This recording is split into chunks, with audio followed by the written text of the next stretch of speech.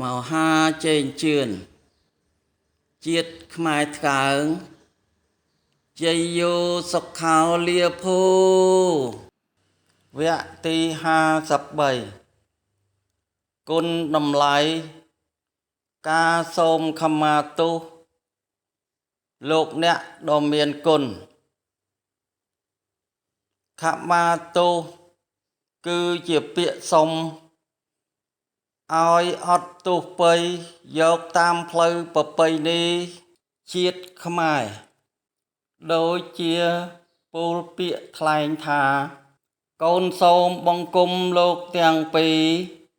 លើកហាត់អញ្ជលីទាំងពីរកាយចំពោះលោកឪពុកនិងលោកម្ដាយបងស្រីបងប្រុសផងទាំងឡាយមីងមាតាយាយសូមមេត្តាម្ដាយធំឪពុកធំទាំងប៉ុន្មានខ្ញុំបន់ទុនប្រានអោនសេរសាសូមខមាទោសគ្រប់ប្រការខ្ញុំខុសយ៉ាងណាសូមប្រណី